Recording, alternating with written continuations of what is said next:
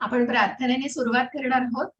ओम अज्ञानतिमिरान्धस्य ज्ञानाञ्जनशलाकया चक्षुरुन्मीलितं येन तस्मै श्री गुरुवे नमः. नमो विष्णुपदाय कृष्णपृष्ठाय भूतले श्रीमते भक्ति वेदांत स्वामिन इति नामिने नमस्ते सरस्वते देवे गौरवाणी प्रचारिणी निर्विशेष शून्यवादी पाश्चात्य देश तारिणी. जय हो श्री कृष्ण चैतन्य प्रभु नित्यानंद श्री अद्वैत गदाधर श्रीवासादि गौर भक्त वृंद. हरे कृष्णा कृष्ण कृष्ण हरे हरे हरे रामा राम राम हरे हरे. हरे कृष्ण सगळ्यांना. सगळ्यांचं मनापासून खूप स्वागत आहे या तिसऱ्या अध्यायामध्ये. खूप आनंद आहे. हरे कृष्ण. स्वाती माताजी. हरे कृष्ण. हरे कृष्ण. हँड रेज करा. मी तुम्हाला पण को होस्ट करते. तुम्ही टर्न बाय टर्न तिघही अनुवाद वाचू शकता. माताजी हँड रेज कराल. मी करू का? हँड रेज करा तुमचा. ठीक आहे, मी तुम्हाला को होस्ट करते. दिसला. हरे कृष्ण. हरे कृष्ण. ज्यांना बोलायचं नाहीये तेवढं म्यूट राहा, म्हणजे कुठलाही आवाज येणार नाही. जे अनुवाद वाचता आहेत त्यांनी अनुवाद. ठीक आहे, ही विनंती. हरे कृष्ण. तर आपण तिसऱ्या अध्यायाला सुरुवात करतोय आणि या तिसऱ्या अध्यायाच्या अगोदर आपण थोडीशी रिव्हिजन घेणार आहोत. आपण साष्टांग दंडवत केलेला आहे. श्री श्री राधा गोविंद श्री श्रीला प्रभुपादांना वंदन केलेलं आहे. आणि मग कालच्या अध्यायामध्ये जे आपण शिकलेलो आहोत, मग पहिल्या अध्यायापासून सुरुवात केली तर मामकः पांडवाश्चैव, जिथे धृतराष्ट्राने ज्या पांडवांमध्ये आणि कौरवांमध्ये कुठेतरी भेदभाव केलेला आहे आणि कुठेतरी मनामध्ये अत्यंत द्वेषी भावना आहे, कपटी भावना आहे आणि कुठेतरी मनामध्ये अशा प्रकारची शंका आहे की आपले मुलं ही जिंकतील की नाही युद्ध आणि आपल्या मुलांना राज्य मिळणार आहे की नाही. तर या गोष्टीचं कुठेतरी काळजी घ्या. हरे कृष्ण. तर मग अशा या प्रतिक्रिया, म्हणजे आपण या पहिल्या अध्यायामध्ये 3 व्यक्तींच्या प्रतिक्रिया बघितल्या आणि त्या 3 व्यक्ती कोण होत्या मला सांगा चॅटमध्ये. जरा थोडासा संवाद साधणार आहे. हरे कृष्ण. सगळ्यांना हरे कृष्ण. मग या 3 व्यक्ती कोण होत्या ज्यांच्या आपण प्रतिक्रिया बघितल्या? पहिल्या अध्यायामध्ये कुठल्या? धृतराष्ट्र. बरोबर. कुठली प्रतिक्रिया होती धृतराष्ट्राच्या मनामध्ये? अर्जुन आणि प्राची माताजी अगदी बरोबर. शीतल माताजी बरोबर. संजय नाही. आणि कोण? दुर्योधन. अगदी बरोबर. मग Dhritarashtra was worried. Yes, Dhritarashtra was worried because कारण त्याला माहिती होतं की आपल्या काय होणार आहे. कारण मन तर द्वेषी होतं, मन कपटी होतं, अधर्माच्या बाजूने होतं. दिसत होतं आपण आपल्या भावांच्या मुलांना किती चुकीच्या पद्धतीने. संजय नाही. संजय याला दृष्टी आहे, हे लक्षात घ्या.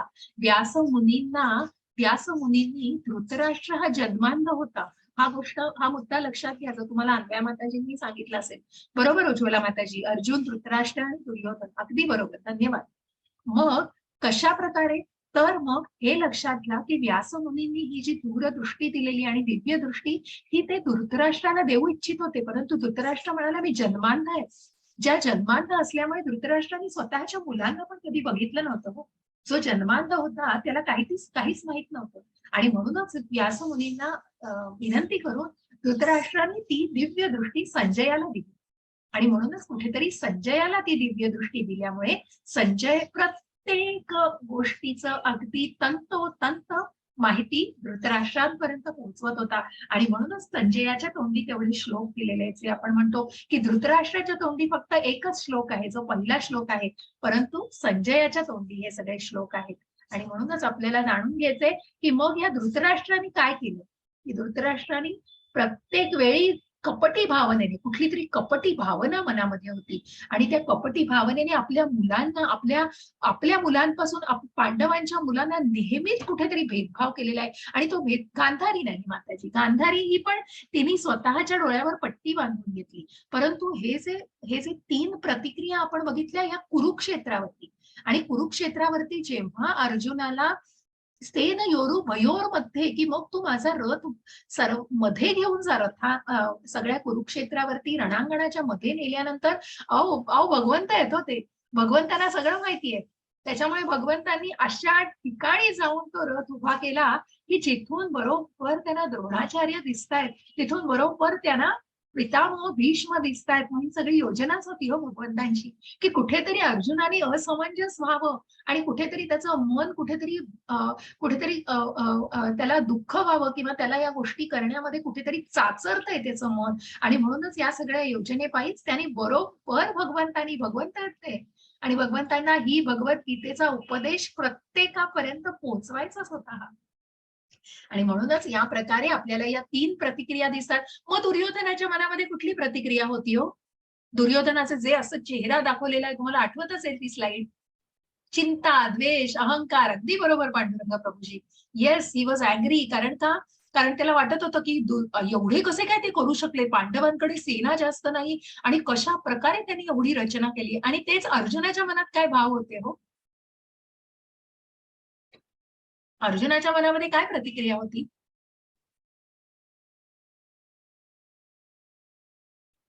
करुणा होती. अगदी बरोबर, अगदी बरोबर, अगदी बरोबर. आनंद वाटत नव्हता, करुणा होती. मग ती 5 कारणं तुम्ही सांगितलेली आहेत. खूप छान, धन्यवाद. आणि खूप आनंद आहे. तुम्ही सर्वांनी हा सहभाग घेताय, त्याच्यावर खूप बरं वाटतंय. तर असेच या लाईन्सवर आपण पुढे जातोय, की मग या प्रतिक्रिया ऐकून आणि मग जिथे अर्जुनाने धनुष्य ठेवून दिलेलं आहे आणि त्यांनी सांगितलं, की कार्पण्य दोषो पहतच स्वभावः, की मला आता कळत नाहीये मी काय करावं, की मला योग्य काय आणि अयोग्य काय, की मी अधर्माच्या विरुद्ध हे युद्ध करू का नको करू, की मला आता कळत नाहीये भगवंता. आणि म्हणून त्यांनी भगवंतांना साष्टांग दंडवत घालून भगवंतांना पूर्णपणे तो शरण गेलेला आहे. आणि त्यांनी भगवंतांना गुरु, जसं मी कालच्या अध्यायात म्हटलं, की मग तुम्ही जेव्हा तुमचं मन असमंजस होतं, तुम्हाला कुठेतरी द्विधा मनस्थिती होते, की मग हे करू का ते करू, हे हे केलं पाहिजे का ते केलं पाहिजे, तेव्हा बघा तुम्ही, तर मग तुम्ही कुठेतरी तुमच्या तुमच्या ज्येष्ठ व्यक्तींकडे जाता, तुमच्यापेक्षा जास्त अनुभव असलेल्या व्यक्तींकडे जाता, की मग तुम्ही मला सांगू शकाल का? मग तुम्ही तुमच्या आईकडे जाल, वडिलांकडे जाल, किंवा तुम्ही जे आता तुम्ही ज्येष्ठ आहात ते तुमच्यापेक्षा ज्येष्ठ बंधू आहेत, तुमच्या भगिनी आहेत, किंवा जे तुमच्यापेक्षा मग तुमचे गुरु आहेत. मग तुमचे जे आध्यात्मिक मार्गावरचे कोणी गुरु असतील, ज्ञानाच्या मार्गावरचे जे शिक्षा गुरु असतील, अशा लोकांकडे तुम्ही जाऊन मग तुम्ही एक प्रकारचं त्यांच्याकडून विद्या ऐकाल आणि त्यांच्याकडून त्यांचं सजेशन घ्याल, त्यांचं मार्गदर्शन घ्याल. आणि हे मार्गदर्शन महत्वाचं आहे. आणि हेच मार्गदर्शन अर्जुनाला हवंय, कारण अर्जुन कुठेतरी असमंजस झालेला आहे. आणि म्हणूनच अर्जुनाला गुरुकडून ती माहिती हवी आणि अर्जुनाला ते ज्ञान हवं आहे. आणि म्हणून हे ज्ञानाचा खजिना आता भगवंतांनी असा खुला केलेला आहे दुसऱ्या अध्यायापासून, की जिथे आपण बघतोय कर्मयोग आहे, बुद्धी योग आहे, जिथे सांख्य योग ज्याला म्हटलेलं आहे, ज्ञान योग आहे, अशा सगळ्या योगांचा इथे संयोग झालेला आहे. मग हा योग म्हणजे काय? चॅटमध्ये मला छोटंसं उत्तर द्या. मग तुम्हाला योग म्हणजे काय वाटतं? बरोबर, आई वडिलांना विचारतो. अगदी बरोबर. म्हणून गुरु, साधू आणि शास्त्र याला पडताळून आपण ज्या गोष्टी करतो त्या महत्वाच्या असतात. आणि मगच आपण त्या योग्य पद्धतीने करतोय हे याचं आपल्याला खात्री पटते. आणि मग मला सांगा बरं, जोडलं जाणं, कोणाशी जोडलं जाणं? कोणाशी जोडलं जातं योगाच्या द्वारे? ज्ञानाशी. आणि इथे इथे कोणाशी जोडलं जातोय आपण? या सगळ्या योगांद्वारे कोणाशी जोडलं जातोय आपण? विथ कृष्णा. अगदी बरोबर, भगवंतांशी जोडले जाणे. धन्यवाद पांडुरंग प्रभूजी, धन्यवाद गौरी माताजी, स्वाती माताजी, सगळ्यांना धन्यवाद.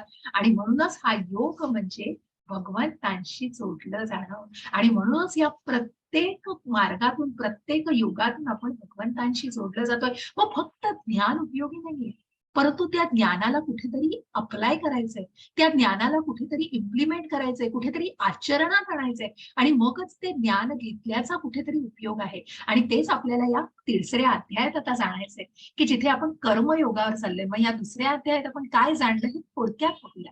मग या 5 गोष्टींची कारणं, की मग तू करुणा का करू नकोस, कारण तू शरीर नाही, तू आत्मा आहेस. हा आत्मा सच्चित आनंद आहे. हा आत्मा चिरंतन आहे. आत्म्याला कुठलंही आश्चर्य वाटत नाही. तो ना जळतोय, ना कापला जातोय, ना ओला होतोय, ना सुकवला जातोय. तो आत्मा चिरंतन आहे. एक शरीर सोडतोय आणि दुसरं शरीर धारण करतोय.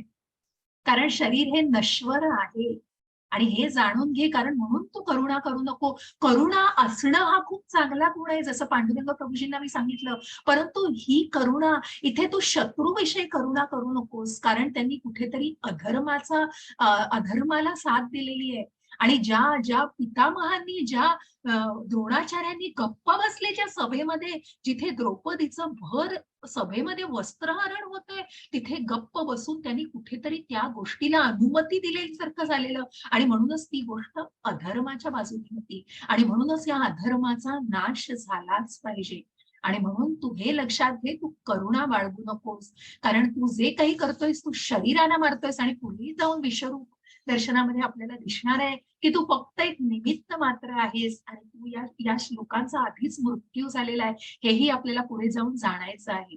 आणि म्हणून हे तू पहिलं गुह्य ज्ञान घे, की तू शरीर नाही, तू आत्मा. तू तुझ्या आत्मिक पातळीवर हा विचार कर. आणि तेव्हाच कुठेतरी तू या गोष्टीला सामोरं जाऊ शकशील. तेव्हाच तू युद्ध करू शकशील. तू दृढतेने युद्ध करू शकशील. आणि मगच तू यांचा संहार करू शकशील. आणि म्हणून तुला आनंद वाटत नसला तरी, जसं मी म्हटलं की हे पापी लोक, तोही प्रश्न प्रभूजींनी विचारलेला. परंतु मग कुठेतरी एका क्षत्रियाला, जसं आपण म्हणतो की प्रत्येक वर्णानुसार, प्रत्येक कर्मानुसार ही विभागणी केली आहे, ज्याच्यावर आपण आज येणार आहोत.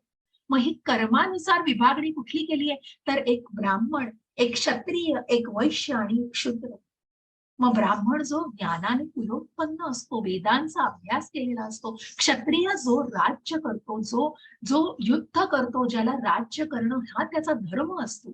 आणि म्हणूनच आज भगवंतांनी त्याच्याबद्दलही सांगितलेलं आहे की मग एक क्षत्रिय हा युद्धच करू शकतो. त्यांनी जर ठरवलं की जाऊन मी भिक्षा मागणार आहे, आणि तो जर संन्यासी होऊन भिक्षा मागायला गेला आणि एखाद्याने जर त्याला भिक्षा दिली नाही, काढेल की तलवार तो त्याच्या कर्मानुसार, हे जाणून घ्या. आणि म्हणूनच तो कर्माने क्षत्रिय आहे. आणि म्हणून त्यांनी त्याचं कर्म करणं हे निश्चितच आवश्यक आहे. आणि म्हणून इथे आपण आज कर्माची विभागणी करणार आहोत. हरे कृष्ण. काळजी घ्या. म्यूट करा. म्यूट केलंय का सगळ्यांना? एक मिनिट माताजी, मी म्यूट करते सगळ्यांना. तुम्ही सगळ्यांनी अनम्यूट व्हा, कारण आवाज नको मला प्लीज. तुम्ही प्रत्येकाने कोहोस्ट अनम्यूट होऊ शकता माताजी, ठीक आहे? हो माताजी. हरे कृष्ण. अशा प्रकारे मग पुढे, कारण कुठेतरी खंड पडतो मग आणि कुठेतरी डिस्टर्बन्स होतो, तर तेवढी काळजी घ्या प्लीज. आणि म्हणूनच आपल्याला त्या मार्गावरती पुढे जाऊन बघायचं की आनंद का वाटला नाही. भगवंत म्हणतायत की तू जर लढलास तरी तुला पृथ्वीवरती राज्य करायचं, आणि जरी तू लढला नाहीस आणि तुला मरण आलं तरीही तुला स्वर्ग सुख मिळणार आहे. तुला आनंद वाटायचा नाही असं तू म्हणूच नकोस. परंतु महत्वाचं काय आहे की तू क्षत्रिय आहेस. तू जर युद्ध केलं नाहीस तर तू एक आदर्श तुझ्याच योद्ध्यांसमोर असशील. तू पळकुटा मानला जाशील. तू तिथून पळ काढतोयस. तू तिथून कुठेतरी आता अध्यायात सांगायचंय भगवंताला की अर्जुनाला लढायचं नाहीये म्हणून ही कारण कुठेतरी त्याचं मन इतकं विदीर्ण झालेलं आहे. परंतु भगवंत त्याला सांगण्याचा तोच प्रयत्न करतायत की या मार्गातून तू स्वतःचं मन दृढ कसं करायचंय. आणि म्हणून तू भगवंतांची सेवा करतोयस. तू कुठलंही पाप करत नाहीयेस. जसं हनुमंताचं उदाहरण दिलं की हनुमंतानी भगवंतांच्या सेवेकरता, की ज्यांनी इतकं मोठं पाप केलं होतं, ज्यांनी परस्त्रीकडे, मग ती परस्त्री, जरी ती सीता, आपल्याला माहिती आहे ज्या रामायणाच्या गोष्टीनुसार, जरी ती सीता डुप्लिकेट होती, म्हणजे ती दुसरी सीता होती, तरी पण कुठेतरी काय की कुठेतरी तिला माहिती होतं की तिला कुठल्याही गोष्टींचं आपण आपण आपण या परपुरुषाकडे आपण आहोत आणि तिने स्वतःला कशा प्रकारे तिथे सुरक्षित ठेवलेलं होतं. आणि जे हनुमान आले आणि त्यांनी हनुमानाने बघितलं की या सीतामाईला कशा प्रकारे ठेवलेला आहे वाटिकेमध्ये, आणि तो क्रोध त्यांच्या मनातला जो क्रोध आहे त्या क्रोधाने की आपल्या भगवंतांच्या सेवेसाठी नव्हतो, की या रावणाने किती किती घृणास्पद कृत्य केलेलं आहे, परस्त्रीशी असा परस्त्रीवर असा आक्षेप करून त्यांनी किती चुकीचं गोष्ट केली आहे आणि त्याला कुठेतरी बंदी घातलेली, त्याचा निषेध केलेला आहे. आणि म्हणूनच ते हनुमानाने केलेली गोष्ट ही पाप नसून ती कुठेतरी सेलिब्रेट केली जाते. तसंच विभीषणाचं आहे.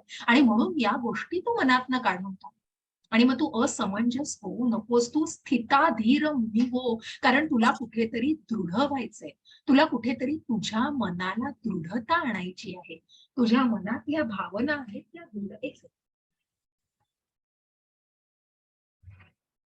तुझ्या मनातल्या भावनांना कुठेतरी नियंत्रित करायचंय. आणि मग ती सुंदर आकृती मी तुम्हाला दाखवलेली की मग त्या ज्या जे इंद्रिय आहेत, जे मन आहे, जी बुद्धी आहे, आणि त्या मन आणि बुद्धी यांना कशा प्रकारे इंद्रियांना कंट्रोल करायला लागतं.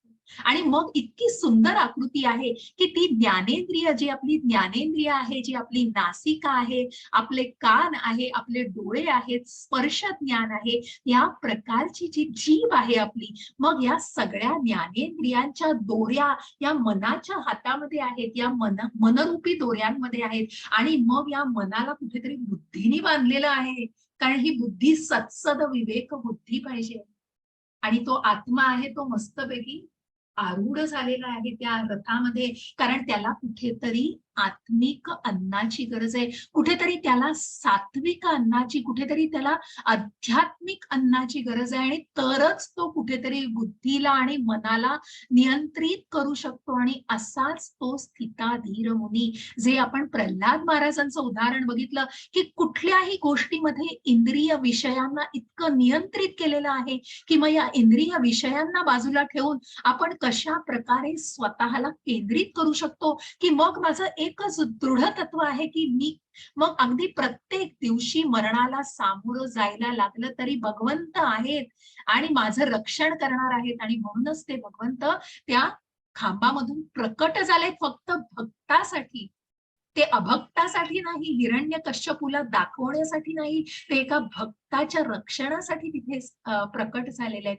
आणि म्हणूनच आपल्याला बघायचंय की कशा प्रकारे भगवंत प्रकट होत आहेत. या सगळ्या गोष्टी आपण पुढच्या अध्यायांमध्ये आता बघतोय. आणि आज आपल्याला जे कारण बघायचंय ते पारिवारिक परंपरेविषयी, जे आपल्याला जाणून घ्यायचंय. युधिष्ठिर महाराजांचं काल थोडं उदाहरण दिलं आणि प्रत्यक्ष भगवंतांनी जे सांगितलं की प्रत्यक्ष भगवंत ज्याचं उदाहरण आहे की मी जर माझी योग्य पद्धतीने गोष्ट केली नाही, मी या सगळ्याची उत्पत्ती केली आहे, पण याचा जर कुठेतरी खूप कोप झाला आणि खूप वाटेल तशी लोकसंख्या निर्मिती झाली, आणि तर मग वर्णशंकर पद्धती होईल आणि कुणाचा कुणाशी काही मेळ नसेल, आणि मग कशा प्रकारे अंधाधुंदी आणि अशांतता माजेल. आणि म्हणूनच कुठेतरी हा कर्माचा योग इथे आलाय, जो आपल्याला आजच्या या कर्मयोगामध्ये बघायचा आहे. आणि म्हणून या कर्मयोगानुसार ती विभागणी केली गेलेली आहे. मग कर्माने माणूस कसा विभागला जातो. आणि मग आता अर्जुनाचे प्रश्न संपत नाहीये. अर्जुनाला पहिला प्रश्न पडलेला आहे आणि म्हणून अर्जुन प्रश्न काय विचारतोय तो ऐका. पहिला श्लोक मी निश्चित तुमच्यासाठी वाचेन याच्यात, की मग अर्जुनाला पडलेला प्रश्न काय तो निश्चित जाणार. अर्जुन म्हणतोय, अर्जुन उवाच जायसी चेत कर्मणस्ते मता बुद्धिर्जनार्दन तत्किं कर्मणि घोरे मां नियोजयसि केशव व्यामिश्रेणेव वाक्येन बुद्धिं मोयसि मे तदेकं वद निश्चित्य येन श्रेयोहमाप्नुयाम्. मग बघा अर्जुनाला प्रश्न का पडलाय. अर्जुन म्हणतोय की मग आता अर्जुन कन्फ्युज झालाय, कारण अर्जुनाला भरपूर ज्ञान मिळालं दुसऱ्या अध्यायामध्ये.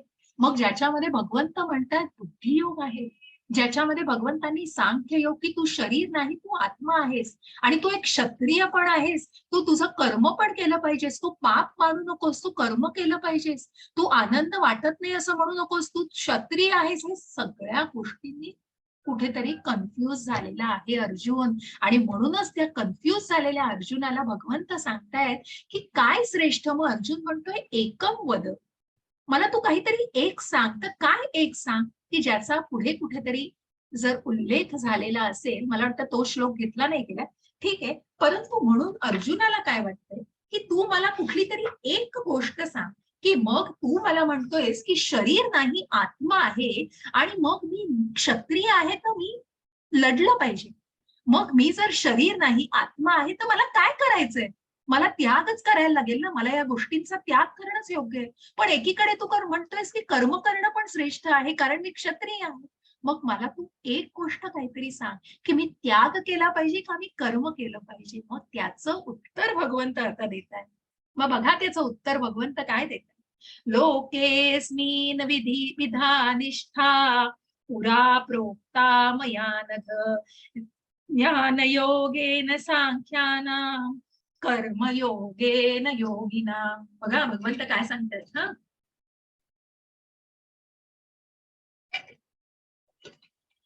मग या जगामध्ये दोन प्रकारची निष्ठा माझ्याकडून पूर्वी तुला सांगितली गेली आहे. त्यातील सांख्य योगाची निष्ठा ज्ञान योगाने आणि योग्यांची निष्ठा कर्मयोगाने आहे. म्हणून जे मी तुला ज्ञान दिलेलं आहे, जे ज्ञान दिलंय, लक्षात घ्या हा, जे ज्ञान दिलं आहे ते गुह्य ज्ञान दिलंय की मी शरीर नाही मी आत्मा आहे. आणि या ज्ञानालाही तू जाणून घे ज्ञानयोगाने. परंतु परंतु या ज्ञानापेक्षाही श्रेष्ठ काय आहे की तू तुझं कर्म केलं पाहिजे. कारण मग तू संन्यास घेऊन जर बसलास, हिमालयात जाऊन सगळं सोडून बसलास, तर तुला वाटतंय की तुला सगळं मिळालं, तर नाही. तू कुठेतरी तुझ्या कर्मापासून पळतोयस, कुठेतरी तू तुझ्या जबाबदाऱ्यांना झटकतोयस. आणि म्हणूनच तुझं कर्म करणं, आणि म्हणून हा कर्मयोग हा अत्यंत महत्वाचा आहे. आणि म्हणूनच या कर्मयोगाचं भगवंतांनी कुठेतरी श्रेष्ठत्व आपल्याला सांगितलेलं आहे. मग हे श्रेष्ठत्व कशा प्रकारे आहे? मग हे श्रेष्ठत्व जाणण्यासाठी बघा आपण ऐकून घेऊया. कर्मेंद्रियाणि संयम्य य आस्ते मनसा स्मरन् इंद्रियार्थान् विमूढात्मा मिथ्याचारः स उच्यते. हरे कृष्ण माताजी. हरे कृष्ण. जो कर्मेंद्रिय संयमित करतो परंतु ज्याचे मन इंद्रिय विषयांचे चिंतन करीत आहे तो निश्चितपणे स्वतःची फसवणूक करतो आणि अशा मनुष्याला मिथ्याचारी म्हटले जाते. हरे कृष्ण. हरे कृष्ण. मग आता त्याच्यामधला फरकही नीट जाणून घ्या. जो कर्मेंद्रिय संयमित करतो, मग जो हाताने पायाने कर्मेंद्रिय आहेत आणि ज्ञानेंद्रिय आहेत बरं का आपली. तर कर्मेंद्रिय कुठली? हात पाय, ज्याने आपण आपली सगळी कर्म करतो.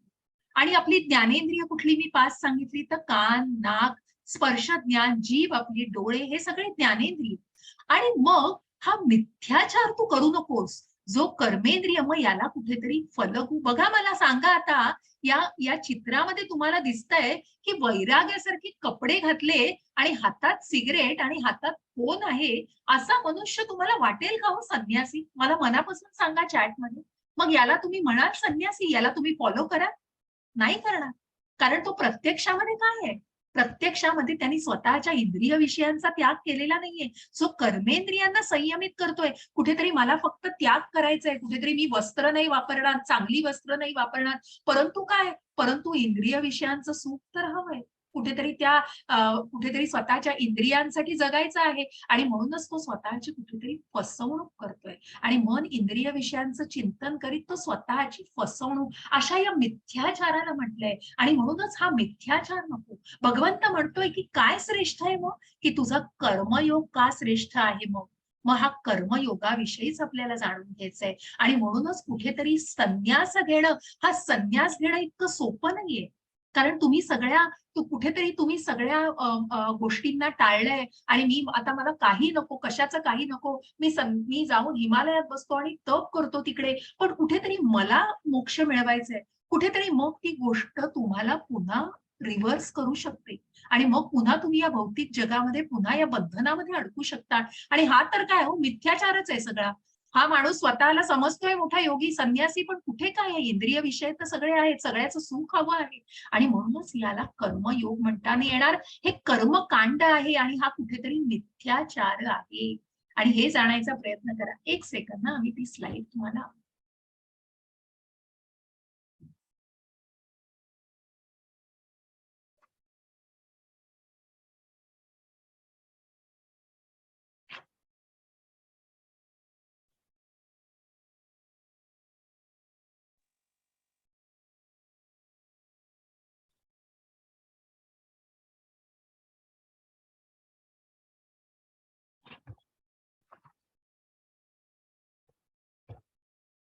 ओके, ठीक आहे.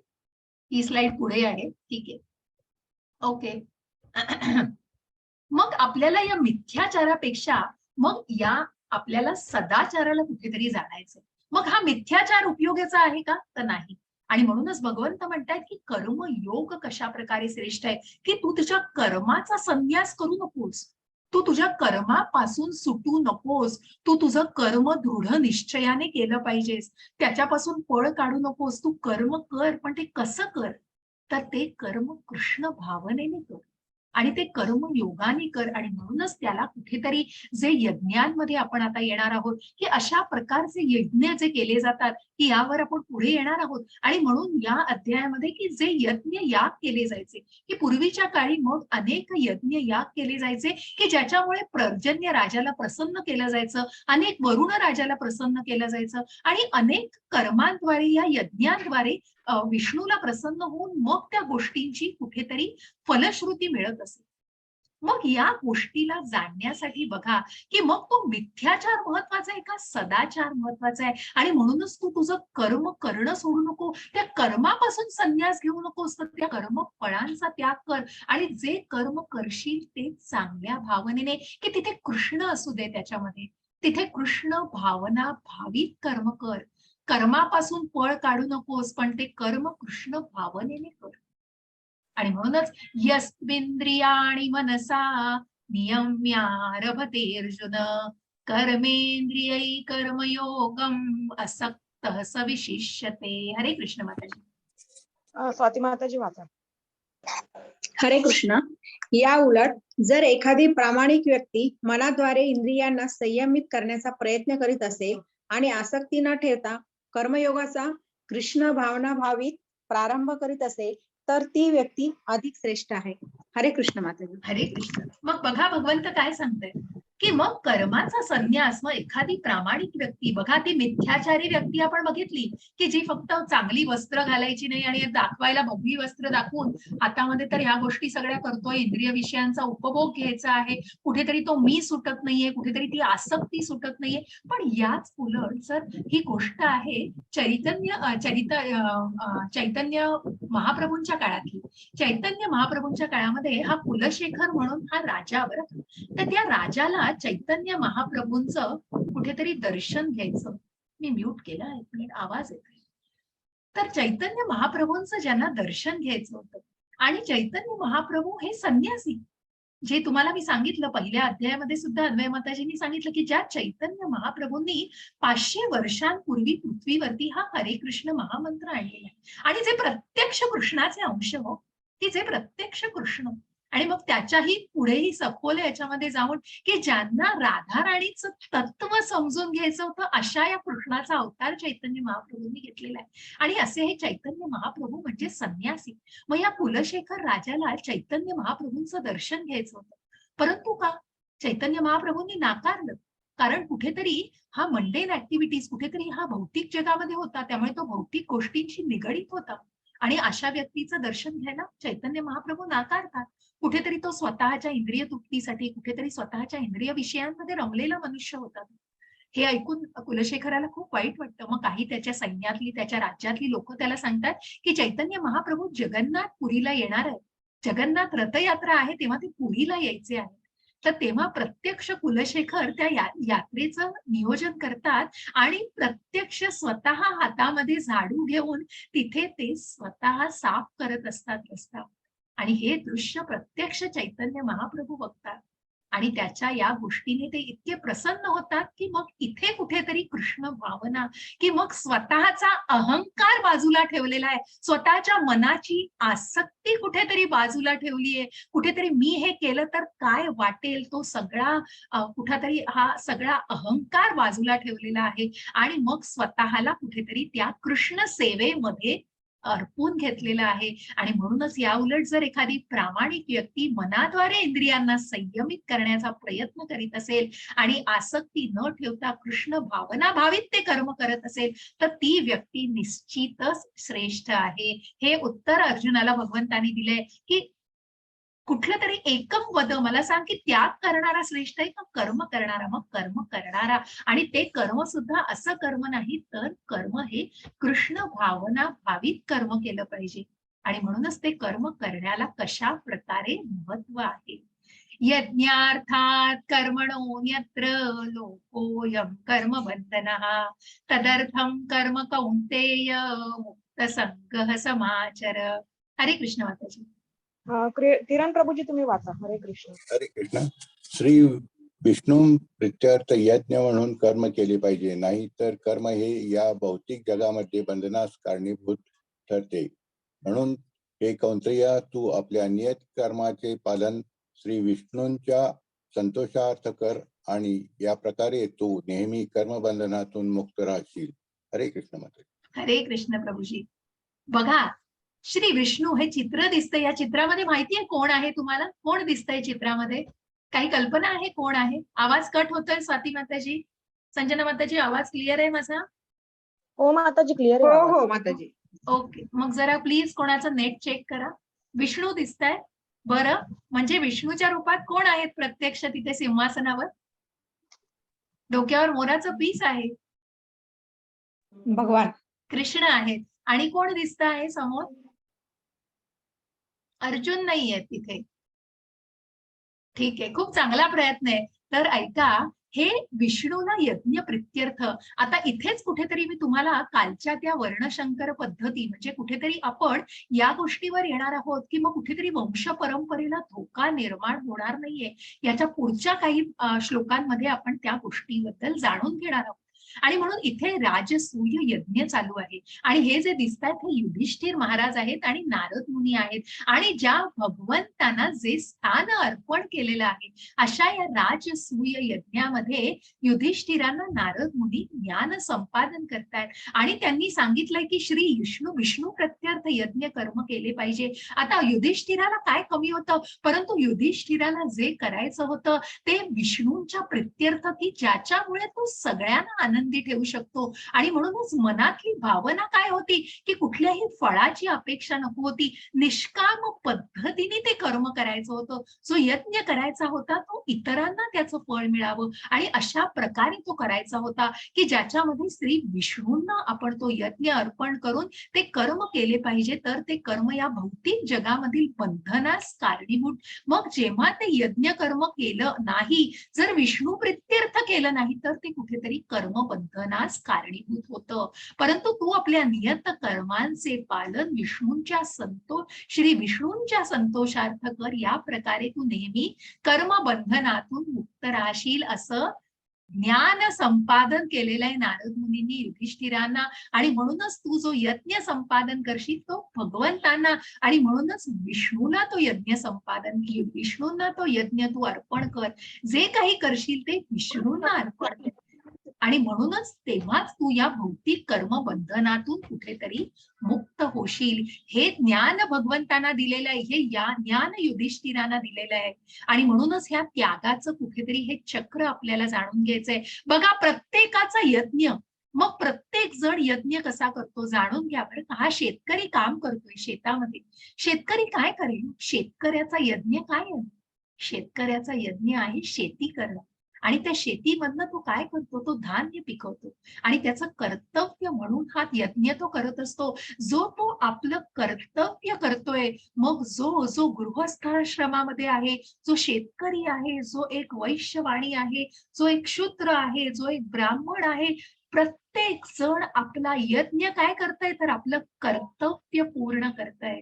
आणि म्हणूनच या वेदांमध्ये या कर्मांच्या विभागणीनुसारच सांगितलंय की आपलं यज्ञ करणे आणि आपलं कर्तव्य करणं हेच आपला यज्ञ आहे. आणि म्हणून त्याच्यातनं काय? तर त्याच्यातनं ती भावना महत्वाची आहे की आपण त्या कर्मातनं जी भावना, आपण जे काही करतो ते विष्णूला अर्पण करतो. जे काही आपल्यासाठी स्वतः न करता त्याचा त्याग करून आपण ते विष्णूंना अर्पण करतो. आणि मगच कुठेतरी पर्जन्य राजा प्रसन्न होऊन त्या शेतकऱ्यावरती कुठेतरी प्रसन्न होऊन तो पर्जन्य राजा अवतरतो आणि त्याच्यातूनच कुठेतरी धान्याची प्राप्ती होते. आणि मग ही धान्य प्राप्ती अन्न निर्माण म्हणजे त्याच्यातनच आपण अन्न बनवतो आणि तेच अन्न आपण श्रीकृष्णाला अर्पण करतो बघा. आणि म्हणूनच सांगितलंय की कुठेतरी ही कृतज्ञता कशी हवी, कशा प्रकारे हे यज्ञ. आणि म्हणूनच प्रत्येक व्यक्ती याने प्रत्येक व्यक्तीने जो यज्ञ केला पाहिजे हा प्रत्येकाचं कर्तव्य, हा प्रत्येकाचा यज्ञ आहे. आणि म्हणूनच वेदांचा अंत हा कुठेतरी वेदांमध्येच कृष्णामध्येच होतो. आणि म्हणूनच आपण जे म्हणतो की मांसाहार टाळा, काल जे मी तुम्हाला म्हटलं पांडुरंग प्रभूजींना सांगितलं की मनात करुणा मेली तर ती मांसाहार केला जातो. कारण तुम्ही स्वतःच्या इंद्रिय तृप्तीसाठी तो मांसाहार करताय. हा विचार करा. अहो माझ्याच माहितीमध्ये एक छोटी मुलगी हो 10 वर्षाची बघा. म्हणजे मी सांगत नाही की ती गोष्ट चुकीची आहे का बरोबर आहे, प्रत्येकाने प्रत्येकाचा निर्णय घ्यायचा आहे. पण मग मांसाहार करणं का चुकीचं आहे? ती छोटीशी मुलगी त्या मुलींना जी इस्कॉनचं तिच्यावरती जिच्या आईने तिला जे संस्कार दिले त्याच्यातनं ती सांगत होती की मग ती तिच्या मैत्रिणीला सांगते जर तुला कोणी कापून खाल्लं तर त्या प्राण्यांना चालेल का? अशा प्रकारे ती तिच्या इतक्या इनोसंट मनावर ते बिंबवलं जातं की ती करुणा, मग त्या प्राण्यांविषयी त्या जीवाविषयी असणारी करुणा. आणि म्हणूनच जेव्हा आपण व्हेजिटेरियन शाकाहारी असतो तरीही आपण ते शाकाहारी झाल्यानंतर हे जे अन्न खातो ते भगवंतांना अर्पण करा. आणि मगच तो नैवेद्य खाल्ला तर तो पापयुक्त नाही. आणि म्हणून ते शाकाहारी अन्न सुद्धा कुठेतरी कृतज्ञतेने खा. आणि म्हणूनच जो भगवंतांना आपण बघा सणासुदींना आपण करतो त्याच प्रकारे रोज आपण त्या कृतज्ञतेने सकाळी उठल्यावर आपण म्हणतो "हो भगवंतांना थँक्यू फॉर एव्हरीथिंग, जे आम्हाला आजचा दिवस दाखवलाय हा भगवंतांच्या कृपेने आहे." कारण ही कृतज्ञता आहे. आणि म्हणूनच प्रत्येक कर्मामध्ये कृष्ण भावना असू दे. कर्म करा, कर्मापासून पळू नका. भगवंत सांगत नाही रिटायर झालात आता वेळ मिळालाय आता भगवद्गीता काढा वाचा मी तुमची काळजी घेईन, नाही. असं भगवद्गीतेमध्ये कृष्णाने कुठेच लिहून ठेवलं नाहीये आणि कुठेच सांगितलं नाहीये. तुम्ही तुमचं कर्म शेवटच्या श्वासापर्यंत करा. तुम्ही तुमचं कर्म व्यवस्थितपणे पार पाडा. भगवंत आहेत, भगवंत फळाची काळजी घेताय. तुम्ही तुमचं कर्म करा. फळांची काळजी तुम्ही करू नका. कर्माची तुम्ही फक्त तुमचं कर्म 100% व्यवस्थित आणि कृष्ण भावना भावीत करा. मग तुम्ही गृहस्थाश्रमात का असेना पण तुमची पत्नी, तुमची मुलं यांची काळजी घेणं हा तुमचा गृहस्थाश्रम, मग तो तुमचा यज्ञ आहे. आणि म्हणूनच या यज्ञाचं पालन करणं. आणि म्हणून हा शेतकरी म्हणून तो आपलं कर्तव्य म्हणजे यज्ञ करतो आहे. आणि म्हणूनच वेदांमध्ये सांगितल्याप्रमाणे यज्ञ केल्याने सर्व क्रिया शुद्ध होतात. आहार शुद्ध हु सत्व, शुद्धी सत्व शुद्ध हु ध्रुवा, ध्रुवा स्मृती स्मृतिर्लंभे, सर्व ग्रंथीनां विप्रमोक्षः. हरे कृष्ण माताजी. हरे कृष्ण. यज्ञ केल्याने मनुष्याचा आहार शुद्ध होतो आणि शुद्ध आहार ग्रहण केल्याने त्याचे जीवन शुद्ध बनते. जीवन शुद्धमुळे स्मृतीमधील अतिसूक्ष्म ऊतींचे शुद्धीकरण होते आणि जेव्हा स्मृती शुद्ध होते तेव्हा मनुष्य मोक्ष मार्गाबद्दल विचार करू शकतो. आणि या सर्वांची परिणिती वर्तमान समाजासाठी अत्यावश्यक असणाऱ्या कृष्ण भावनेमध्ये होते. हरे कृष्ण. हरे कृष्ण. आणि म्हणूनच त्या सात्विक आहारावर आपण येणार आहोत 14व्या अध्यायामध्ये की मग काय असतं. आणि इथे तुम्हाला दिसतायत चित्रात हे चैतन्य महाप्रभू. मग चैतन्य महाप्रभूंनी प्रत्यक्ष चैतन्य चरितामृतामध्ये सांगितलंय की ह्या शुद्ध आहाराचा आणि यज्ञ भगवंतांना अर्पण करणं म्हणजे काय असतं की जेव्हा हा सात्विक आहार नैवेद्य म्हणून ग्रहण केला जातो तेव्हा त्याचं शुद्धत्व आणि त्याचा बघा तुम्ही स्वतः अनुभवा की तुम्ही जेव्हा एक साधा वरण भात भाजी पोळी करता आणि ती भगवंतांना नैवेद्य म्हणून अर्पण करता आणि मग ती जेव्हा ग्रहण करता तेव्हा मला तुम्ही मनापासून तुम्ही तुमचा अनुभव घ्या हो की त्या वरण भाताला सुद्धा पक्वान्नांची गोडी असते हो. इतकी अवीट गोडी असते कारण ती भगवंतांना कृतज्ञता म्हणून अर्पण केलंय. मग भगवंत ते ग्रहण करतातच परंतु तो जो आपण नैवेद्य म्हणून खातो त्याचा आहार तो जो शुद्ध आहार म्हटला जातो. आणि असा हा शुद्ध आहार ग्रहण केल्याने मेंदूच्या ऊती सुद्धा शुद्ध होतात. अतिसूक्ष्म अशा ऊती शुद्ध होतात. स्मृती शुद्ध होते म्हणजे तुमची स्मृती शुद्ध होते, तुमची बुद्धी शुद्ध होते. मनुष्य मोक्ष मार्गाबद्दल विचार करू शकतो. कुठेतरी मनुष्य आत्मसाक्ष, मग मनुष्य कुठेतरी कुठेतरी त्या आत्मिक पातळीवर विचार करू शकतो. मग शरीराचे चोचले, मग असं करू नका, आपल्याला आवडतं ते बनवून देवाला द्यायचं आणि मग ते खायचं आणि चांगला राबून खायचं आणि मग त्याच्यावर ताव मारायचा. अहो तसं नाही हो. थोडस स्वतःला कंट्रोल करून, स्वतःच्या इंद्रिय विषयांना कुठेतरी बाजूला ठेवून, जे भगवंतांना जे काही, अहो गरीब मनुष्य मग भाकरी भाजी सुद्धा देवाला आपण म्हणतो की झुणका भाकर, जे आपण गजानन महाराजांचं नैवेद्य असतो, मग ती झुणका भाकर सुद्धा तितकीच महत्वाची आहे हो. अन्न अर्पण करणं, भगवंताला अन्न अर्पण करणं. म्हणजे इस्कॉन ते सांगतं की मग त्याच्यासाठी अगदी 56 भोग नको. पुढे जाऊन आपण बघणार आहोत 9व्या अध्यायामध्ये की पत्रम पुष्पम फलम तोयम, भगवंतांना काही नकोय हो दुसरं, फक्त 2 हात, तिसरं मस्तक, आणि मग तुम्ही पाणी, फूल, पान आणि एखादी फळ दिलं तरी भगवंतांना चालेल. जे आपण वरच्या ह्याच्यामध्ये बघतोय, मग खूप मोठे मिल्कशेक्स द्या किंवा स्ट्रॉबेरी आईस्क्रीम द्या, चेरी द्या, फ्रुट्स द्या, भगवंतांना नको काही, पण जे द्याल ते श्रद्धेने द्या. आणि तो शुद्ध सात्विक आहार तुम्हाला कुठेतरी कृष्ण, ती कृतज्ञता आहे हो मनातली, ती निष्ठा आहे. आणि त्याच्यासाठी खूप महत्वाचं म्हणजे मनात निष्ठा पाहिजे. आज तुम्ही सगळे हे जेवढे काही 95-96 लोक मला इथे दिसतात, हे श्रद्धेने इथे आले. मनात कुठेतरी हा जो पहिला टप्पा आहे हो, हा हा आध्यात्मिक मार्गावरचा पहिला टप्पा आहे, भक्तीचा पहिला टप्पा. मग कुठेतरी अविश्वास नको. म्हणून मी प्रत्येक वेळी सांगते, मी शंका ही गोष्ट नाही मनात करत. प्रश्न आहेत मनामध्ये आणि ते प्रश्न कायम हवेत. माझ्या मनात आहेत. माझ्या मनात 100 प्रश्न असतात, जे मी माझ्या सिनियर डिवोटीजना, आपण भागवतम ऐकताना आजही मी ऐश्वर्या माताजींना एक प्रश्न विचारला, कारण प्रश्न असावेत आणि का नसावेत. आणि जितकं आपण ज्ञान घेऊ तितके आपल्याला प्रश्न पडतात. आणि म्हणूनच हे ज्ञान आपल्याला पुढे नेणार आहे. आणि म्हणून या आध्यात्मिक मार्गावरती स्वतःला प्रगत करायचं असेल तर ह्या ज्ञानातनं आणि या कृष्ण भावना भावित कर्मातून आपल्याला पुढे जायचं. हरे कृष्ण माताजी. स्वाती माताजी वाचा. हरे कृष्ण. हरे कृष्ण. भगवत भक्त हे सर्व प्रकारच्या पापातून मुक्त होतात, कारण ते सर्वप्रथम यज्ञाला अर्पण केलेलं अन्न ग्रहण करतात. इतर लोक जे आपल्या स्वतःच्या इंद्रिय भोगाकरिता भोजन बनवितात, ते खरोखर केवळ पापच भक्षण करतात. हरे कृष्ण माताजी. हरे कृष्ण. आणि तेच मी आता सांगितलं, जसं नैवेद्य, मग तुम्ही कुठेतरी कृतज्ञपणे जर खाल्लं की मग ती गोष्ट, मग मी समजू शकते. आपण प्रॅक्टिकल जगात आहोत, भौतिक जगात कोणी ऑफिसमध्ये डबा खाते, कोणी कुठे गाडीमध्ये डबा खाते, कबूल आहे.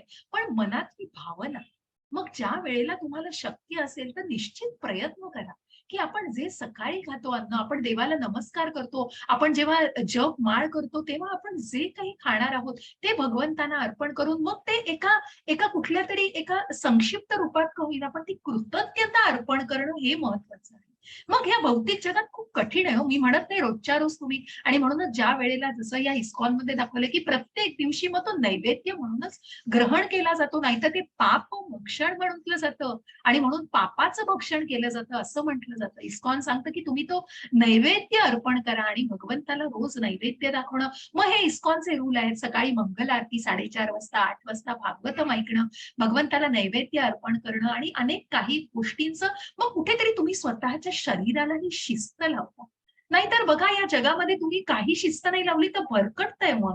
आणि मग या पॅन्डेमिक मध्ये तुम्ही बघितलं की मनाला भरकटायला किती वेळ लागतोय, आणि त्याचं पुढे जाऊन आपण अनेक उदाहरणं बघणार आहोत. आणि म्हणून ही मनाला लावली शिस्त आहे कुठेतरी, आणि ही शिस्त योग्य पद्धतीने पाळणं हे अत्यंत महत्वाचं आहे. आणि म्हणूनच त्या आध्यात्मिक भावनेने कुठेतरी यज्ञाला अर्पण केलेलं अन्नच आपण ग्रहण केलं तर ते कुठेतरी योग्य प्रकारे त्याचं सेवन करून तो शुद्ध आहार बनला जातो. आणि मग बघा बरं, सर्व प्राणी मात्र अन्नधान्यांवर जगतात, जे पावसापासून उत्पन्न होतं आणि यज्ञापासून उत्पन्न होतं. हा यज्ञ आधीच आहे म्हणून मी वाचलं माताजी, यज्ञ विहित कर्मांपासून होतो. आणि म्हणून हे कर्म यज्ञरूपी कर्म आहे.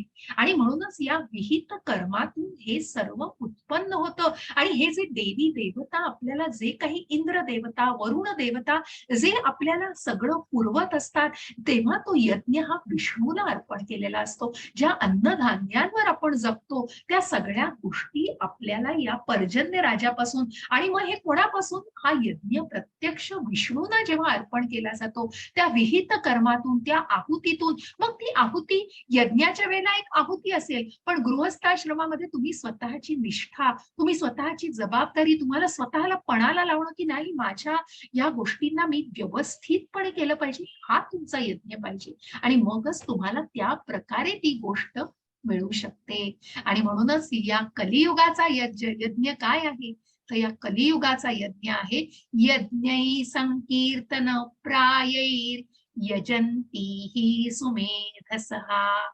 जय श्री कृष्ण चैतन्य प्रभु नित्यानंद श्री अद्वैत गदाधर श्रीवासादि गौर भक्त वृंद. हरे कृष्णा कृष्णा कृष्णा हरे हरे, हरे रामा राम रामा हरे हरे. आणि म्हणूनच चैतन्य महाप्रभूंनी लिहून ठेवलंय, हरे नम हरे नम केवलम कलौ नास्ति कलौ गतिर अन्यथा. की या कलियुगामध्ये, या छल कपट आणि या युगामध्ये, या भौतिक युगामध्ये यज्ञ हा फक्त एकच आहे, आणि तो म्हणजे नामस्मरणाचा यज्ञ. आणि त्याच्या आधी जे हा पंचतत्व मंत्र लिहिलेला आहे, त्याच्यामध्ये तुम्ही बघाल तर श्री कृष्ण चैतन्य, जे चैतन्य महाप्रभू आहेत, प्रभू नित्यानंद जे बलरामाचा अवतार आहेत, मग अद्वैत गदाधर आणि श्रीवासादी जे शिवाचा अवतार आहेत, नारद मुनींचा अवतार आहेत आणि राधा राणींचा अवतार आहेत, असे हे पंचतत्व. आणि या पंचतत्व मंत्राचा आपण कुठेतरी स्मरण करतो. या सगळ्याची माहिती मी तुम्हाला ग्रुपवर देणार आहे, आणि नक्की काय आहे ते मी तुम्हाला निश्चितपणे सांगणार आहे. मग हा पंचतत्व मंत्र हा प्रत्येक नामस्मरणाच्या आधी म्हटला जावा. आणि म्हणून प्रत्येक जेव्हा तुम्ही माळ जपाल, इथे 108 लिहिलंय, 108 वेळा जेव्हा हा मंत्र म्हणाल तेव्हा तुमची एक माळ जपली जाते. आणि म्हणून त्या माळेचं महत्व पण मी नंतर पुढच्या अध्यायात, 6व्या अध्यायात आपल्याला यायचं आहे, त्याच्यावरती कशा प्रकारे जप करावा आणि कशा प्रकारे नामस्मरण करावं. तर इथे यज्ञाच्या बाबतीत हे सांगितलंय की हा यज्ञानाम जप यज्ञोस्मी. आणि म्हणून हरे कृष्ण हा महामंत्र जो आहे हा कलियुगाचा महामंत्र आहे. आणि त्याचं आपण पुढेही 6व्या अध्यायामध्ये अजून विश्लेषित प्रमाणामध्ये माहिती घेणार आहोत. म्हणून जाणून घ्या की कलियुगाचा यज्ञ हा जसं सत्ययुग झालं, जसं त्रेतायुग झालं, द्वापार युग झालं, तसं हे कलियुग आहे. मग त्या सत्ययुगामध्ये काय केलं जायचं, ध्यान धारणा केली जायची. यज्ञ म्हणजे त्रेतायुगामध्ये काय केलं जातं, तर अनेक यज्ञ आहुती दिले जायचे, जे प्रभू रामचंद्रांनी अश्वमेध यज्ञ केला, आणि अनेक बघा ज्याच्यामध्ये अश्वांना पळवलं गेलं, असे यज्ञ केले जायचे, की ज्याचा यज्ञ म्हणजे त्या युगाचे ते यज्ञ होते. मग द्वापार युगामध्ये जिथे पूजा अर्चा आणि सगळ्या गोष्टी केल्या जायच्या, मंदिरांमध्ये पूजा अर्चा, आणि त्याच कलियुगामध्ये आपण हा नामस्मरणाचा यज्ञ, हा कलियुगाचा यज्ञ आहे. आणि हे जाणून घ्या. पण पुढेही अनेक अध्यायांमध्ये याचा उल्लेख येणार आहे. हरे कृष्ण माताजी. किरण प्रभूजी वाचा. म्हणून कर्मफलावर आसक्ती न ठेवता मनुष्याने कर्तव्य म्हणून कर्म केले पाहिजे, कारण अनासक्त होऊन कर्म केल्याने त्याला परमेश्वर प्राप्ती होते. हरे कृष्ण. आणि म्हणूनच आपले हे श्रीला प्रभुपाद दिसत आहेत इथे समोर, की मग ज्यांनी ही अनासक्त होऊन भक्ती केली हो, की ज्या कृष्णाच्या, आणि म्हणूनच ते भक्तीचे टप्पे आहेत, आणि त्या भक्तीच्या टप्प्यावर पहिला टप्पा हा निष्ठा आहे. मग निष्ठा, मग साधुसंग, भजन क्रिया, रुची, आवड, मग त्या मुखावरती त्या नामस्मरणाची रुची पाहिजे. आणि मगच कुठेतरी जाऊन अनासक्त, म्हणजे या भौतिक जगापासून कुठेतरी अनासक्त होऊन कृष्णाविषयी आसक्ती निर्माण झाली पाहिजे.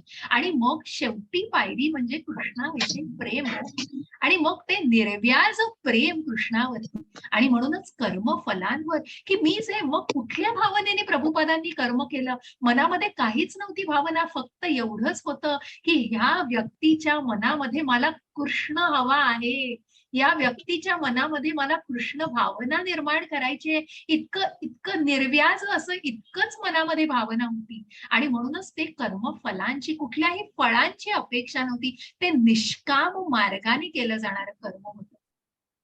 आणि म्हणूनच त्याला परमेश्वर प्राप्तीची निश्चितच, परमेश्वर धामाची निश्चितच प्राप्ती होते. आता बघा, आपण ज्या गोष्टीला म्हटलं होतं की कौटुंबिक परंपरा कुठे नष्ट होणार नाहीत. यद्यदाचरती श्रेष्ठ तत्तदेवेतरो जनः सयत् प्रमाणं कुरुते लोकस्तदनुवर्तते. हरे कृष्ण माता. हरे, कोण मी वाचू का? वाचा वाचा वाचा माताजी. हरे कृष्ण.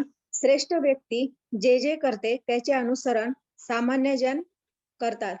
आपल्या अनुसरणीय कृत्यांनी अनुसरणीय कृत्यांनी ती जे जे आदर्श घालून देते त्यानुसार सारे जग कार्य करते. हरे कृष्ण माताजी. हरे कृष्ण माताजी. आणि म्हणूनच आपल्याला या घराणेशाहीचा नाश, आणि म्हणून भगवंतांनी इथे सांगितलंय की जी श्रेष्ठ व्यक्ती, जसं प्रभुपादांचं आपण बघितलं, चैतन्य महाप्रभूंनी जो मंत्र आणला, मग अशी जी श्रेष्ठ व्यक्ती असते त्या श्रेष्ठ व्यक्तीचं अनुसरण केलं जातं. आता हे अनुसरण आणि अनुकरण याच्यातला फरक जाणून घ्या. अनुसरण म्हणजे त्या गोष्टींना योग्य प्रकारे अवलंबलं जातं. मग ज्या हरे कृष्ण महामंत्राचा ज्यांनी आपल्यापर्यंत पोहोचवलं, त्या हरे कृष्ण महामंत्राचा आपण प्रसार करतोय. प्रभुपादांनी कृष्ण भावनेचा प्रसार केला, त्यांच्या गुरूंचं अनुसरण केलं, त्यांच्या गुरूंच्या आज्ञेनुसार ते वागले. आणि म्हणून त्याला अनुसरण, अनुकरण हे काय असतं की कुठेतरी फॉलो केलं जातं, कुठेतरी कॉपी केली जाते, कुठेतरी ती कृती फक्त कॉपी केली जाते त्या गोष्टीची. आणि म्हणूनच अशा अनुसरणीय म्हणजे कुठेतरी चांगल्या कृत्यांनी जे जे आदर्श, मग हे जसं उदाहरण, ही एक जी ज्येष्ठ व्यक्ती, जी ज्येष्ठ बदक आहे त्यांच्यातलं, ते ज्या प्रकारे वागते तशी तिची पिल्लं वागणार आहेत. आणि म्हणून ती चांगली, जसं आपण बघतो आपले मोठे भावंड, अरे आपल्या मोठ्या भावानी असं केलंय मग आपणही तसंच केलं पाहिजे. आणि त्या प्रकारे आपण त्यांचं अनुसरण करत असतो. आपण चुकीचं कॉपी करणं, मग परीक्षेमध्ये कॉपी करणं हे अनुकरण झालं, हे चुकीचं आहे. परंतु अनुसरण करणं हे चांगल्या गोष्टींचं अनुसरण, आणि त्यानुसारच मग सारं जग कार्य करते. आणि मग आपल्याला या घराणेशाहीचा नाश, जे आपण कालही बघितलं, की मग कशा प्रकारे श्रेष्ठ व्यक्तींचं अनुसरण करून आणि मग कशा प्रकारे या गोष्टींना फॉलो केलं जातं. आणि मग त्याच्यावर भगवंतांनी दिलेलं आहे. हरे कृष्ण माताजी. हरे कृष्णा. घराणेशाहीचा नाश. मी जर नियत कर्म केले नाही तर हे सर्व ग्रहलोक नष्ट होऊन जातील. अनावश्यक लोकसंख्या उत्पन्न करण्यास मीच कारणीभूत होईल आणि त्यामुळे सर्व प्राणी मात्रांच्या शांततेचा मीच विनाशक होईल. हरे कृष्ण. हरे कृष्ण. आणि म्हणूनच भगवंतांनी कालही या स्लाइडमध्ये मी सांगितलं की आता कुठेतरी अनुसरण म्हणजे प्रत्यक्ष भगवंत स्वतःचं उदाहरण देऊन सांगतायत, मी जर माझं नियत कर्म, मग हे कर्म बघा की हे नियत कर्म जे प्रत्येकाने प्रत्येकाचा यज्ञ करायचंय, प्रत्येकाने जर आपलं कर्म योग्य पद्धतीने केलं नाही तर काय अराजकता माजू शकेल, हे प्रत्यक्ष भगवंतांनी सांगितलंय. आणि म्हणूनच हे सर्व ग्रहलोक नष्ट होतील. मी जर माझं नियत कर्म व्यवस्थित केलं नाही तर ग्रहलोक नष्ट होतील, कुठेतरी अराजकता माजेल, कुठेतरी वाटेल तेवढी लोकसंख्या उत्पन्न होईल, आणि या सगळ्याच कुठेतरी अशांततेमध्ये कुठेतरी परिणाम होतील. आणि म्हणून या प्राणी मात्रांचा विनाशक मी कुठेतरी होईल. आणि म्हणूनच यासाठी काय करायचंय तर तुमचं नियत कर्म म्हणजे तुमचा यज्ञ आहे. हे प्रत्येकाने आपलं कर्म म्हणून, यज्ञ म्हणून करणं हे किती आवश्यक आहे हे जाणून घ्या. हरे कृष्ण माताजी. स्वाती माताजी वाचा. नियत कर्माच्या, हरे कृष्ण, नियत कर्माच्या फलामध्ये आसक्त असणाऱ्या अज्ञानी मनुष्यांची मन विचलित होऊ नये म्हणून विद्वान व्यक्तीने त्यांना कर्म थांबविण्यास प्रेरित करू नये. या उलट भक्तिभावाने कर्म करून त्याने त्या लोकांना कृष्ण भावनेच्या यथावकाश विकासासाठी सर्व प्रकारच्या कार्यामध्ये युक्त करावे. हरे कृष्ण. म्हणूनच हरे कृष्ण. आणि म्हणून या कौटुंबिक परंपरेमध्ये बघा की म्हणूनच या नियत कर्मांच्या फलांमध्ये आसक्त असणाऱ्या अज्ञानी, मग ज्यांना याविषयीचं ज्ञान नाहीये, की ज्यांनी हे नॉलेज घेतलं नाहीये, ज्यांना याचं ज्ञान नाहीये, त्यांनी इतर स्वतः न करता इतरांचं मनही विचलित करू नये. म्हणून अशा ज्येष्ठ व्यक्तींची आवश्यकता आहे की जे स्वतःचं कर्म योग्य पद्धतीने पार पडतायत. आणि म्हणून ही वर्णाश्रम पद्धती नसून वर्णाश्रम पद्धतीबद्दल आपण जाणणार आहोत. आणि म्हणूनच या कुठेतरी वर्णाश्रम पद्धतीला आपण पुढे जाऊन बघणार आहोत की मग हे कर्म कशा प्रकारे विहित कर्म म्हणून केलं पाहिजे आणि म्हणूनच ते करणं किती आवश्यक आहे. म्हणून इतरांना कर्म थांबवण्यास सांगण्यापेक्षा त्यांना त्यांचं कर्म योग्य पद्धतीने जर प्रत्येकाने आपापलं कर्म केलं तर निश्चितच ते सर्वांच्या फायद्याचं आहे आणि ते निश्चितच कृष्ण भावनेने करून ते यथावकाश विकासासाठी सर्व प्रकारच्या कार्यांमध्ये त्यांना युक्त करणं आवश्यक आहे. मग कुठेतरी स्वतःच्या इंद्रिय तृप्ती नकोय तर ते मन, ते कर्म आहे ते भगवंताला अर्पण करा आणि कुठेतरी कृष्ण भावना भावित ते कर्म असू द्या. आणि म्हणूनच असं जर कर्म केलं तर या कौटुंबिक परंपरांचा नाश होणार नाहीये. कारण जो कुटुंबाची आदर्श व्यक्ती असते त्यांनी जर ते विहित कर्म योग्य पद्धतीने केलं तर कुठल्याही प्रकारचा नाश होणार नाहीये. आणि म्हणूनच तू कुठलंही असं दुःख बाळगू नकोस. आणि असे जे युधिष्ठिर महाराजांचं राज्य येणार आहे हे सगळं जाऊन प्रत्यक्ष कृष्ण भविष्यातलं सुद्धा अर्जुनाला सांगतायत की ज्या राम राज्य येणार आहे, ज्या युधिष्ठिरांच्या राज्यामध्ये जे स्वतः कुठल्या फळाची अपेक्षा न करता, की आजकालचे पॉलिटिशियन्स आपण बघतो, राजकारणी बघतो, हे फक्त स्वतःच्या तुंबड्या भरून घेतायत आणि स्वतःच सगळं भरून घेतायत. तसं नसून की इतरांच्या स्वतः निष्काम कर्माने कशा प्रकारे आपण विहित कर्म करून इतरांचंही त्याच्यामध्ये लाभ देऊ शकू त्या गोष्टींना, अशा प्रकारे युधिष्ठिर महाराजांचं राज्य येणार आहे. आणि म्हणून तू काळजी करू नको, तू फक्त तुझं विहित कर्म कर. आणि म्हणून या कर्मयोगाला, या विहित कर्माला कुठेतरी कृष्ण भावनेने कर, हे अत्यंत महत्वाचं आहे. हरे कृष्ण माताजी. किरण प्रभूजी वाचा. इच्छा अहंकाराच्या प्रभावाने मोहित झालेला आत्मा स्वतःलाच कर्माचा कर्ता समजतो, पण वास्तविकपणे प्रकृतीच्या 3 गुणांद्वारे कर्मे केली जातात. हरे कृष्ण. हरे कृष्ण. मग मी ओनर आहे, मी प्रोप्रायटर, मी सगळं केलंय, माझं घर आहे, माझी जमीन आहे, मी ही बिल्डिंग बांधली आहे. अहो पण त्या विटा माती कुठून आली? अहो तुमचं काय आहे म्हणून ही गोष्ट जाणण्याचा प्रयत्न करा. हा सगळा कुठेतरी स्वतःचा अहंकार बोलतोय. तुम्ही सगळ्याची उत्पत्ती केली आहेत का? मग कुठेतरी ती भावना, आणि म्हणूनच जे कर्म केलं जातं हे कृष्ण भावना भावित कर्म का करायचंय? कारण ती कुठेतरी कृतज्ञता आहे. भगवंतांनी हे जे निर्माण केलेलं आहे आणि रोजचा जो दिवस उजाडतो आहे, जे काही आपण निविहित कर्म करतो आहोत ते भगवंतांना अर्पण करायचे. कारण काय आहे? कारण आपण या सगळ्या मोह मायेमध्ये अडकलेलो आहोत आणि आपण या सगळ्या मिथ्या अहंकारामध्ये अडकलेलो आहोत. कारण आपला जो गर्व आहे, आपलं मन, बुद्धी आणि खोटा अहंकार, हा सगळा हा त्रिगुणांच्या प्रभावाखाली आहे. म्हणून हा जे त्रिगुणांची कठपुतली दिसतीये ना, त्या कठपुतलीच्या हातामधले आपण बाहुले आहोत. भगवंतांनी सृष्टीची निर्मिती केलेली आहे, पण या सृष्टीमध्ये हे त्रिगुण आहेत आणि या त्रिगुणांचा प्रभाव आपल्याला पुढे जाऊन जाणायचाच आहे, जे सत्व, रज आणि तामस गुण आहेत. मग कशा प्रकारे ball is in our court. भगवंत म्हणतायत की तुम्हाला स्वतःला या भौतिक जगात वावरायचंय का? तुम्हाला आध्यात्मिक मार्गावरती स्वतःला मार्गस्थ करून कुठेतरी उन्नत करायचंय. आणि म्हणून हा त्रिगुणांचा प्रभाव तर कायम राहणार आहे, पण या त्रिगुणांच्या प्रभावाच्या पलीकडे ज्यांना जायचंय त्यांनी निश्चितच त्या आध्यात्मिक मार्गावर स्वतःला प्रगत केलं पाहिजे. म्हणून मिथ्या अहंकाराच्या प्रभावाने मोहित झालेला आत्मा स्वतःलाच कर्माचा कर्ता समजतो, पण वास्तविकपणे प्रकृतीच्या, म्हणूनच तो कर्ता का समजत असतो? कारण कुठेतरी मनामध्ये अहंकार असतो, राजसिक भाव असतो की मी हे केलंय. तो मी जो आहे ना, जो खोटा अहंकार, तो कुठेतरी त्या भावनेमुळे असतो, कुठेतरी त्या स्वभावांमुळे असतो. मग हे स्वभाव कशामुळे? तर त्रिगुणांमुळे आहेत, सात्विकतेमुळे, राजसिकतेमुळे आणि तामसिकतेमुळे. ते आपण पुढे जाऊन पुढच्या अध्यायांमध्ये अजून खोल बघणारच आहोत. हरे कृष्ण माताजी. हरे कृष्ण माताजी. मला स्लाइड नाही आली. नाही हो आली? आली. आली. माताजी. हरे ओके, कृष्ण. अर्जुन म्हणाला, हे वृष्णीवंशजा, कशामुळे मनुष्य त्याची इच्छा नसतानाही जणू काय बळेच पापकर्मे करण्यास प्रेरित होतो. हरे कृष्ण. हरे कृष्ण. एक 5 मिनिटं आहे अध्याय, आज आपण संपवू वेळेतच. मी कुठेही घाई होऊ देणार नाहीये, परंतु थोडा अध्याय राहिलेला आहे. आणि म्हणूनच मग भगवंत सांगतायत की मग या मायेखाली तू कुठेतरी या त्रिगुणांच्या प्रभावाखाली येतोयस. मग एखाद्या माणसाची इच्छा नसेल, बघा आपण किती वेळेला म्हणतो की मनामध्ये नाहीये इच्छा पाप करण्याची, तरीही तो मनुष्य पापी गोष्टींमध्ये ओढला जातो. बघा मनुष्य ओढला जातोय पापीमध्ये, कारण कुठेतरी तो या बंधनांमध्ये अडकलाय. काम, क्रोध, मद, मत्सर या गोष्टींमध्ये त्यांनी स्वतःला जपडून घेतलेलं आहे. आणि म्हणूनच अर्जुन विचारतोय की हे वृष्णी वंशजा, कशामुळे मनुष्य या इच्छा नसतानाही त्याला बळी पडतोय? का बळी पडतो तो या इच्छांना? आणि म्हणून भगवंत त्याचं उत्तर देतायत बघा.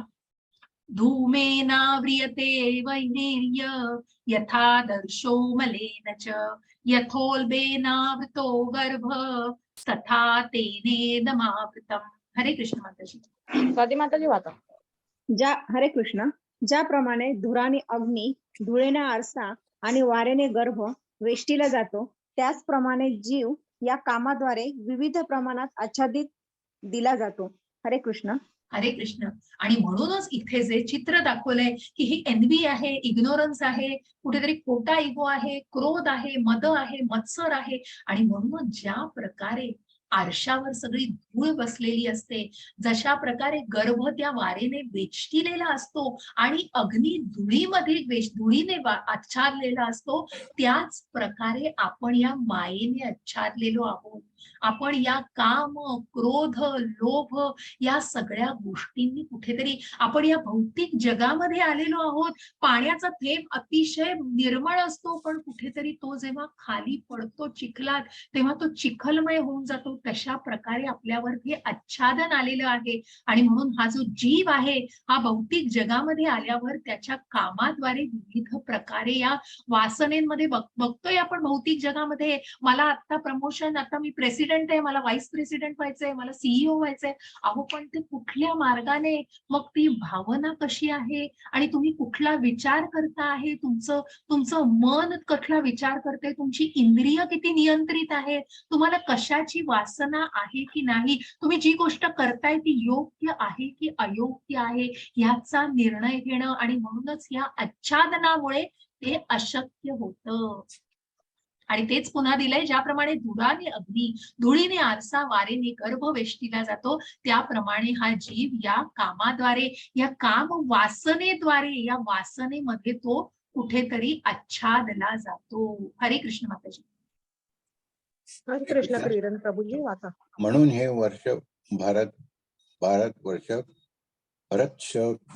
अर्जुन, इंद्रियांचे नियमन करून पापांच्या या महान प्रतीकांचा काम प्रारंभीच निग्रह कर आणि आत्मसाक्षात्काराच्या ज्ञानाचा विनाश करणाऱ्या या कामाचा वध कर. हरे कृष्ण. हरे कृष्ण. काम बघा, काम म्हणजे वासना. मग जसं मी कालच्याही अध्यायात तुम्हाला सांगितलं की कशा प्रकारे आसक्ती, मग एका मुलीला आवडतं एकमेकांना, पण त्या आवडीचं कुठेतरी वासनेमध्ये, मग त्या आसक्तीचं कुठेतरी वासनेमध्ये रूपांतर होतं. आणि मग ती वासना कुठेतरी क्रोधामध्ये जाते, ती क्रोधामध्ये कुठेतरी बुद्धी नष्ट करते, भ्रमिष्ट होते. आणि मग त्या डिमांड्स वाढत जातात आणि ही वासना कुठल्या थराला पोहोचवू शकते. आणि म्हणूनच वांछा असं सांगितलेलं आहे चैतन्य चरितामृतामध्ये आणि भगवतामध्ये की मग स्वतःसाठी करताय ती काम वासना, इंद्रिय तृप्तीसाठी करताय ती काम वासना, पण जी तुम्ही भगवंतांच्या भक्तीमध्ये करताय ती भक्ती आहे हो. मग त्याच्यामध्ये कुठलीही काम वासना नाही. आणि म्हणूनच इंद्रियांचं नियमन करून पापाच्या या महान प्रतिकाराचा मग हे काम, ही कामाची ही जी वासना आहे त्याचा प्रारंभीच तू निग्रह कर आणि त्या आत्मसाक्षात्काराच्या ज्ञानाचा विनाश करणाऱ्या कामाचा मग कुठेतरी हे तुम्हाला खेचतंय मागे. तुम्ही ते जिने चढायला बघताय म्हणून 10 पावलं पुढे जाताय, पण 5 पावलं मागे का येताय? कारण कुठेतरी खेचले जाताय, कुठेतरी त्या वासनेने मला हे हवंय, मला ते हवंय, मला या पण गोष्टी हव्यात. मग भौतिक जगात आहात, तुम्ही सगळ्याचा उपभोग घ्या, पण तुमची भावना महत्वाची आहे. आपण प्रत्येकाला किती पुढे जायचंय आणि त्या गोष्टीला किती वासनेच्या आहाराखाली जायचंय, त्या वासनेच्या इतक्या नियंत्रणामध्ये जायचंय की स्वतःचा मी सुद्धा विसरून जायचं, हे लक्षात घ्या. आणि म्हणून तो कुठेतरी ज्ञानाचा विनाश करणारं वासना आहे ती, ते ज्ञानाचा विनाश करणारं काम आहे आणि त्याला कुठेतरी आपल्याला निग्रहाने त्याचा वध करायचा आहे. इंद्रियाणी पुरा परण्याहुरी इंद्रियेभ्य परम मम मनः मनसस्तु परा बुद्धिर्यो बुद्धे परतस्तु सहा. हरे कृष्ण माताजी. हरे कृष्ण. करणारी इंद्रिये जड प्रवृत्तीपेक्षा श्रेष्ठ आहेत. मन इंद्रियांपेक्षा श्रेष्ठ आहे. बुद्धी मनापेक्षा श्रेष्ठ आहे आणि तो म्हणजेच आत्मा बुद्धीपेक्षाही श्रेष्ठ आहे. हरे कृष्ण. हरे कृष्ण. असे बघा, हे शारीरिक स्तर, हे इंद्रियांचे स्तर, मग कुठेतरी शरीर बनलंय तुमचं. पृथ्वी, आप, अग्नी, वायू, जल या सगळ्यांनी तुमचं बाह्य शरीर बनलंय. हे शरीराचे सगळे चोचले पुरवताय तुम्ही, हे पाहिजे ते पाहिजे. बघा, सिगरेट फुंकताय, दारू पितायत, सगळे पाहिजे. इंद्रिय हे शारीरिक स्तर आहे. कुठेतरी इंद्रिय, मग या इंद्रियांच्या वासना, कुठेतरी या इंद्रियांना वासना होत आहेत म्हणून तुमचं शरीर असं होत आहे. मग कुठेतरी मनामध्ये बघा, मानसिक स्तर आहे, म्हणजे या इंद्रियांच्या वर कुठेतरी मन आहे तुमचं. मग या मनाच्या वर कुठेतरी तुमची बुद्धी आहे आणि या बुद्धीच्या वर कुठेतरी तुमचा आत्मा आहे. आणि म्हणून या आत्म्यालाच कुठेतरी तुम्हाला आध्यात्मिक बनवायचंय. हा अध्यात्म हा तुमचा मूळ स्वभाव आहे. तुमची बुद्धी ही सत्सद विवेक बुद्धीच राहू दे आणि त्या मनाला कुठेतरी चांगल्या सन्मार्गावर घालायचंय. हे कसं शक्य आहे की त्या इंद्रियांना कुठेतरी कंट्रोल, तुम्ही नका कंट्रोल मध्ये जाऊ, मनाला ठेवा, म्हणून तो रिमोट कंट्रोल आहे. आणि तो रिमोट कंट्रोल, तुमच्या टीव्हीचा रिमोट कंट्रोल आपल्या हातात पाहिजे. त्या रिमोट आपण त्याच्या हातात नको, हे लक्षात घ्या. तो रिमोट आपल्या हातात पाहिजे, हे महत्वाचं आहे. आणि म्हणून तो मन म्हणजे ते रिमोट कंट्रोल आहे. लक्षात घ्या, हे मी माझ्या तुमच्या प्रॅक्टिकली याच्याने तुम्हाला सांगते. आणि म्हणूनच त्या मनाला कंट्रोल, त्या मनाला ट्रेन करणं, त्या मनाला कुठेतरी चांगल्या गोष्टींमध्ये गुंतवणं, हे तुमच्या हातात आहे. आणि म्हणूनच ही सुंदर अशी आकृती आहे मी जी मला अत्यंत आवडते. बघा, ही इंद्रिय, हे तुमचे डोळे आहेत, हे तुमचं नाक आहे, हे तुमचं कुठेतरी जीभ आहे, कुठेतरी कान आहे, आणि हे कुठेतरी स्पर्श ज्ञान आहे. आणि हे तुमचं नाक, सॉरी इथे दाखवलंय, कान आहे, आणि हे स्पर्श ज्ञान, आणि ही जीभ आहे.